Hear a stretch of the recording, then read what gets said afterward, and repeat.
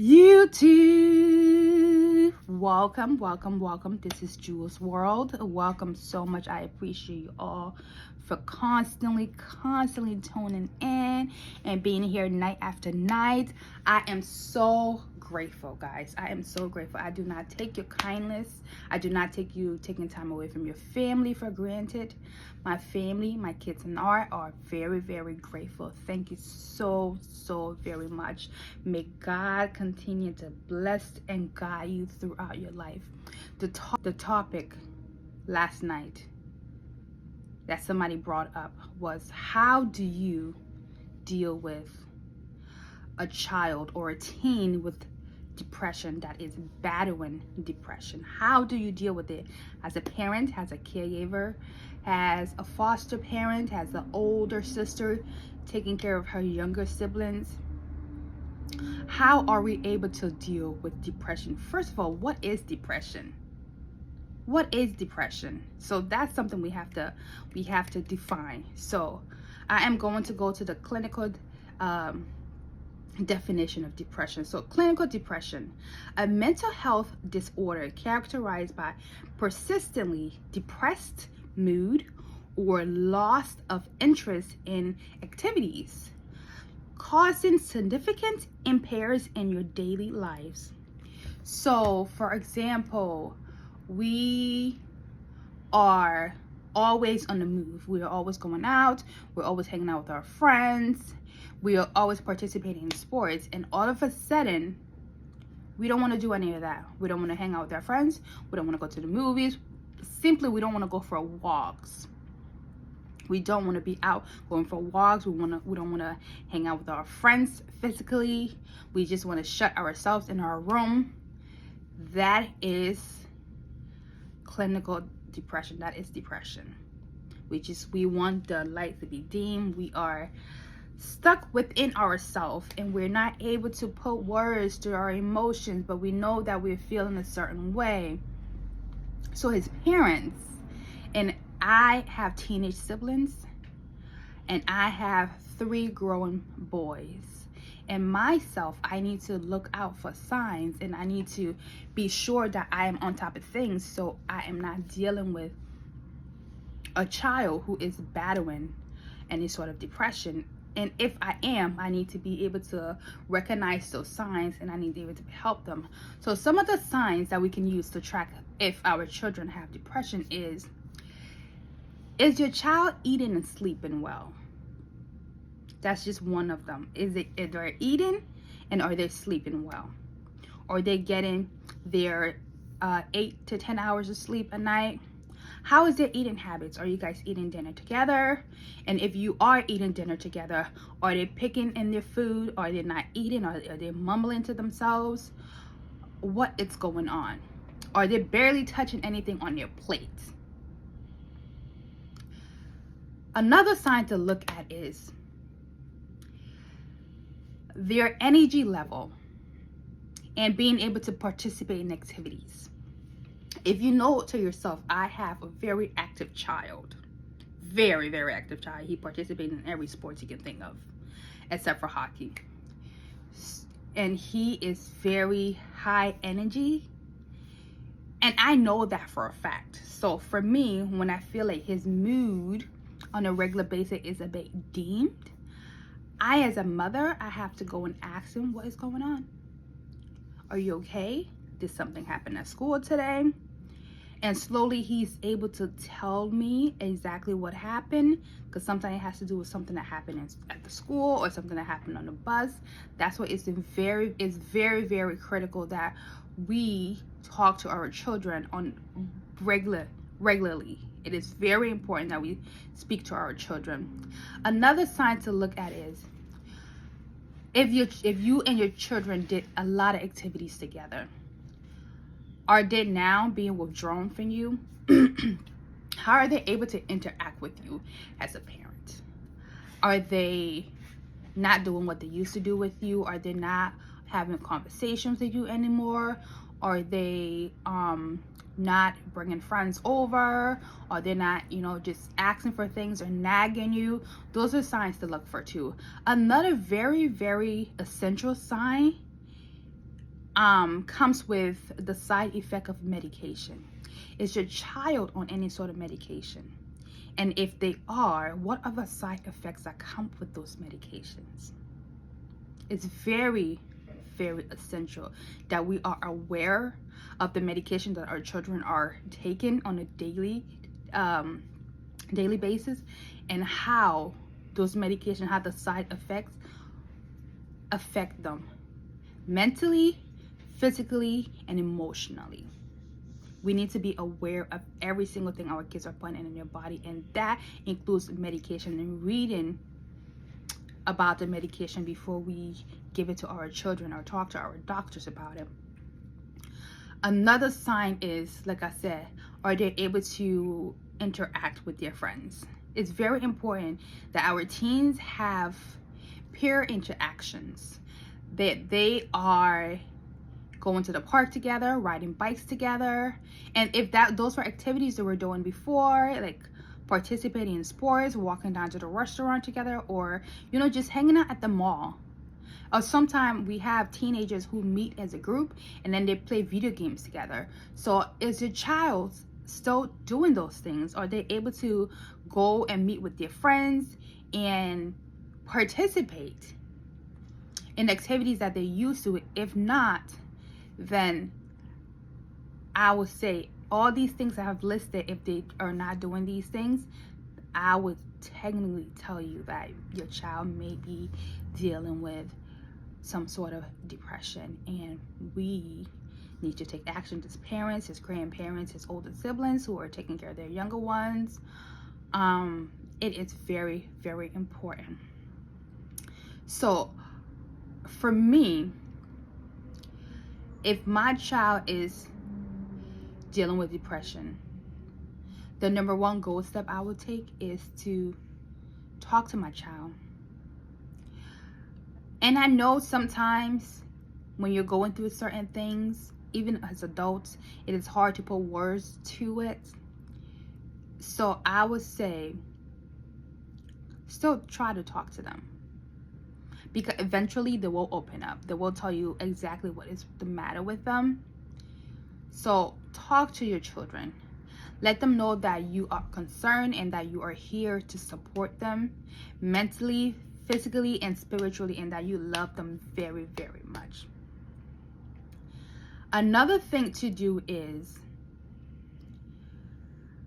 as a parent, if you notice that they have not been getting out of the funk that they're in, is to make a doctor's appointment. It's for their safety and it's for your sanity as parents, because we bring these children on this earth, and it is our sole responsibility to make sure that they are healthy, that they are in their right mind, that they are not struggling with anything that could lead to suicide, that they know that as parents and as guardians and as support system, that we are here for them. So taking them to a doctor's office, and then the doctor can assess their behavior and your mood swings, and then look for signs that may be causing the issue that is at hand. Another thing to do if you have a child with depression is to seek therapy. I am heavily on going to therapy, very heavy on going to therapy. It is very, very important as humans to have that safe place that we can go to and talk. Sometimes, if you realize that your child is close to a certain adult and they engage well with that adult, it is time for you to reel that adult in to what is going on with your child, and see if you guys can put heads together and try to, oh my god, my nails, and try to help your child. I just took my hair out, so it's a little bit dirty. Bring the adult into the situation that they trust that they trust the most, and you know the adult has the best interest of your kid at heart. So it is the best time for you all. That's why sometimes they say it takes a village to raise a child. So if you know you have a support system around you, a village that absolutely would keep your kids secret, that look after your kids like you do, that love your kid like you do, this is the time for you to bring that village in.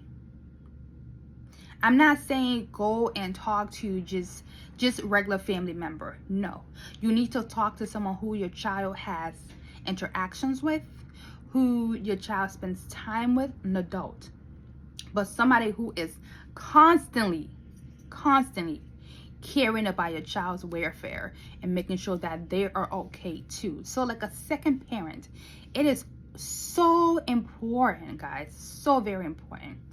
Another thing is, it is really great to help your child build resilience. It is very, very important. That's what sometimes they say,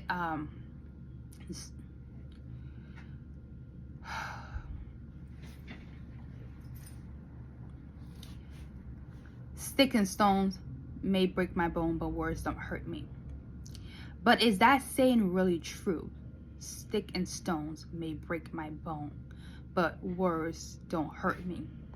I don't believe that. I do believe that stick and stones, yes, does break your bone, but words do hurt you.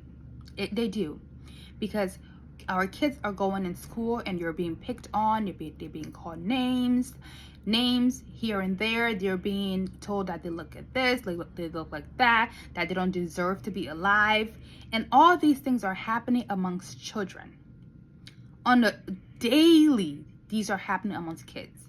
And you won't be able to fathom some of the things that come out of these teenagers' mouth, or just kids. Sometimes I am surprised when I'm around them and some of the things I hear them discussing about. I'm like, I do a double check. I'm like, did I just hear that right? Or maybe I'm just overthinking something. And then I listen more keenly. And then the discussion keeps going on. And I'm like, should they, in my head, I don't go and approach them, but in my head, I'm thinking, should they be talking about such discussion? But it is not my place. That's why as parents, we need to be involved. We need to know what our kids are doing. We need to know who they're hanging out with. It's very, very critical. So definitely have them build that resilience, because words do hurt, guys. Words can cause the kids to take his or her own life. Because if somebody is consistently, it doesn't have to be physical.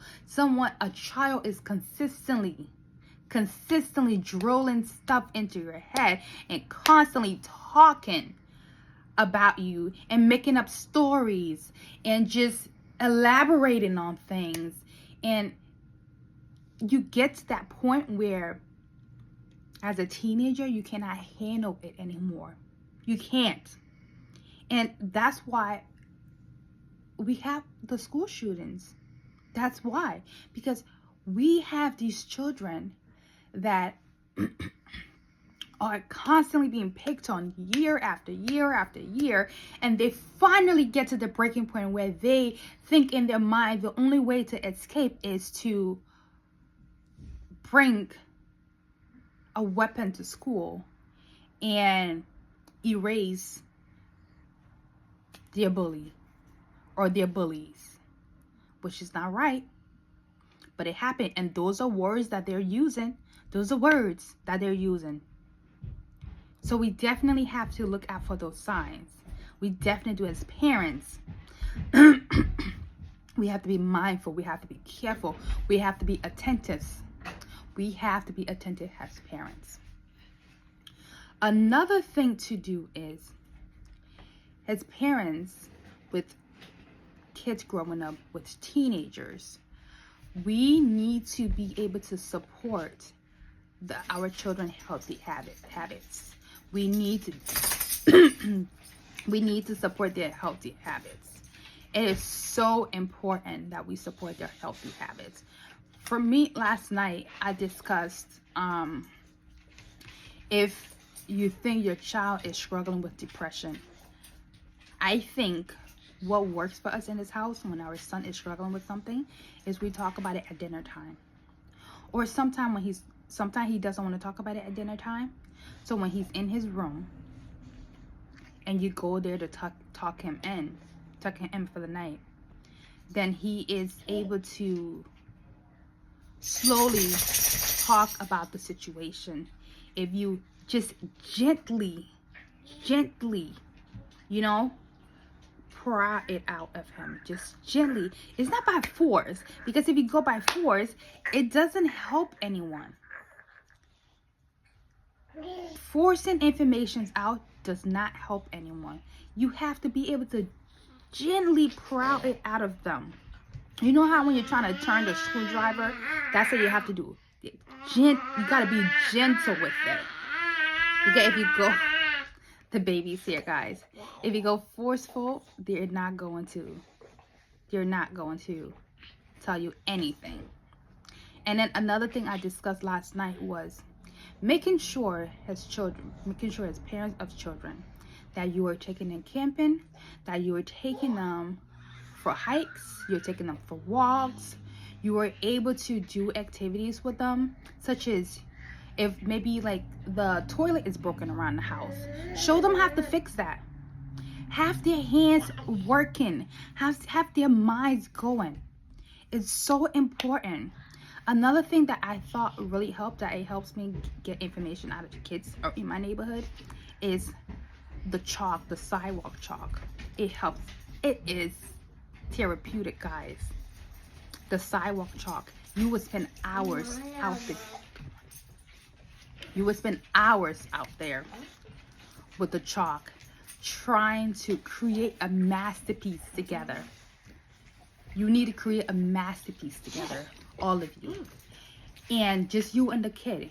And you are exchanging chalks. You're getting your hands dirty. You're trying to see, oh, what shape is yours in? And then slowly, because that takes hours from the top of the driveway all the way to the bottom. That takes hours for it to... It would take hours for it to, for you to come out with a masterpiece, a beautiful masterpiece. And then in that process, little by little, information starts to come out. Little by little, information will come out to you about what is going on with them. Why are they acting the way they're acting? Why are they feeling how they're feeling? They're able to express themselves. They're able to talk about situations without even realizing that they're talking about situations. Okay? They are able to open up. Sometimes these kids are like an open book. But it's just the method in which you use. I would say something that I find that is so empowering is going hiking and going camping. Going hiking. Being one with nature, guys. Like, I cannot emphasize how important it is for us to be one with nature. It is so important that we emphasize on and we stress the importance of being active outside, going out, participating in some sort of sport activities with your kids. If you're not a camping person, try building something together in your yard. After that, the process of painting it, go take your kid to the store to pick up the materials. Work on it from start to finish together. And you will see the difference in your life. You will see how if your child wasn't communicating with you before, sometimes silent in this scenario, because if they were not communicating with you before, through such activity, they will be able to communicate. Slowly, they will start to open up. Sometimes you won't even ask. The information would just come pouring out. Because that's how it is with children. That's how it is with teens. Our mind works. It is such a mysterious place. The way our mind works, guys, such a mysterious place. So I say, definitely, it is so very important that we pay attention to these signs and make sure as parents we are able to target where it is happening, and we sit and then discuss on how can we deal with it, how can we help you, how can we as parents come in, how can we step in, how can we be a shoulder to cry on, how can we lend a helping hand. It is our job to look after these young ones that we are bringing into this world and that we have brought into this world. So it is very important. And I thought from the discussion last night, why not come and give a more depth answer to this? Because we only talked about it lightly on our chat last night. But guys, please, if you have anyone, they don't have to be a family member that is dealing with such thing. If you see the signs a mile away and you are close to these kid parents, please let the parents know. Because sometimes we as parents, we are so busy with our lives that we let things that are happening to our kids just, we're blind to it and we think that they're just being teenagers. So please, it is our job as adults to look out for these teens. It is, I cannot stress it enough. It takes a community to raise these children. So if we see signs about stuff, we need to be vocal about it. We don't have to go directly to the child.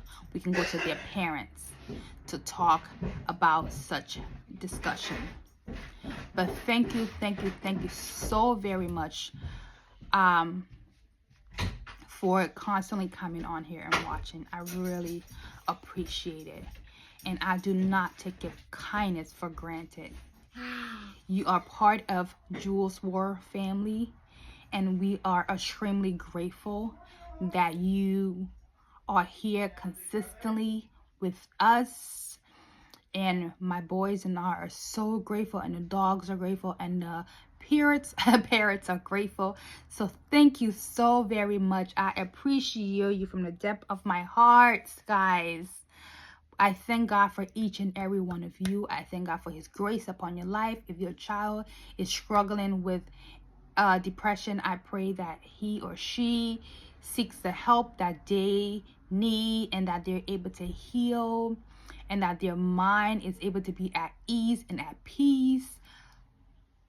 Please let us take care of the needs of our youth.